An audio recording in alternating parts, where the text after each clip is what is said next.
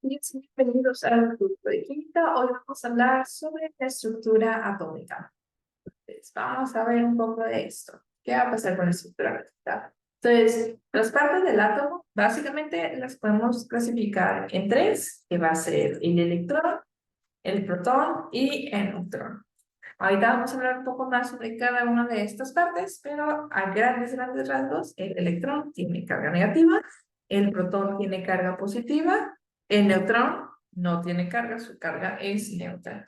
Y ahorita vamos a ver dónde se encuentran cada uno de estos y la importancia de cada uno de ellos para nosotros que estamos estudiando la química. Entonces, ¿qué es un átomo? Sí, sabemos que esas son las partes de un átomo, pero ¿qué es un átomo?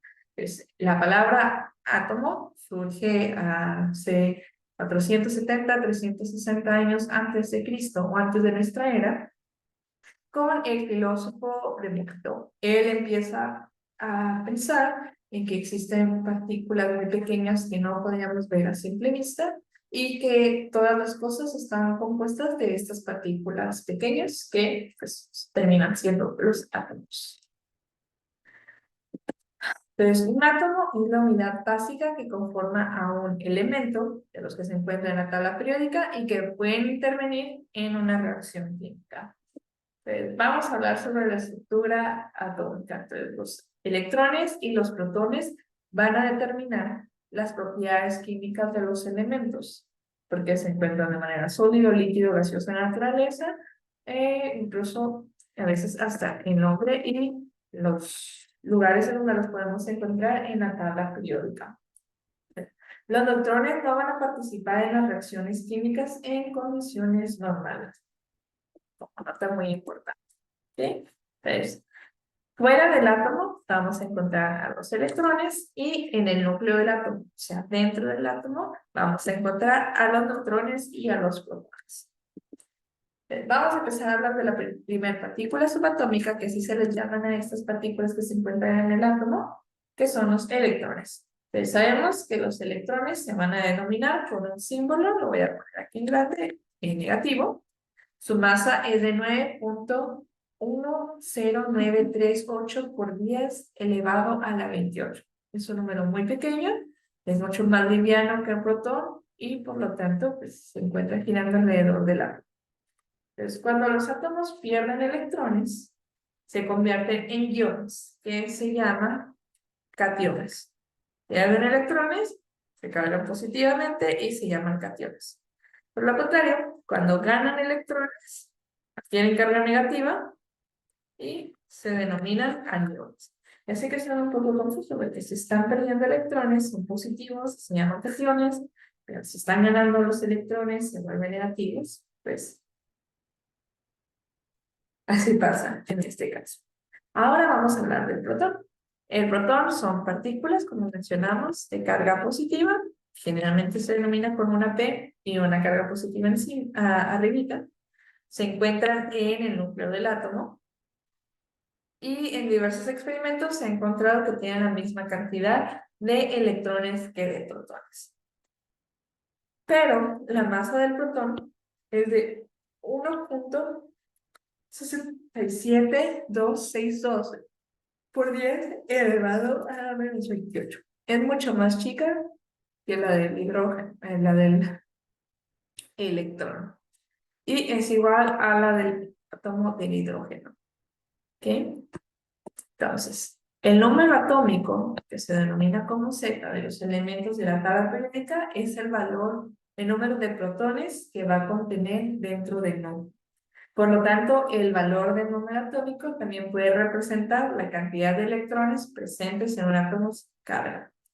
Si sabemos que el número atómico o de protones de un elemento X es de 20, por lo tanto, va a tener también presentes 20 electrones. Y vamos a hablar del último, que son los neutrones. Como mencionamos, son cargas neutras, generalmente se representan con una N. Su masa es muy similar a la de los protones, pequeñamente más grande que ellos. Es 1.67493 por 10 a la menos 24 gramos. Y el total de neutrones presentes en el núcleo atómico se representa con una letra N. La suma de todos los neutrones y protones presentes en el núcleo de un átomo se denomina número de masa o masa atómica. Su valor siempre se representa con un número entero. Entonces, cuando veamos ejercicios que estén relacionados con el número de masa, protones y neutrones, la fórmula va a ser esta. A, que es el número de masa, es igual a Z, que es el número de protones, y N, que es el número de neutrones. Generalmente el elemento se va a poner X, ¿no? Puede ser hidrógeno, litio, calcio, flúor, cualquiera. En la parte superior se va a encontrar el número de masa, que dijimos que es la suma de protones, perdón, de protones y de neutrones, y aquí abajo va a ir el número. En algunas tablas periódicas suelen invertir los números, así que es cuestión de que ustedes lean su tabla periódica para saber en dónde se encuentra cada uno de los puntos. ¿Sí?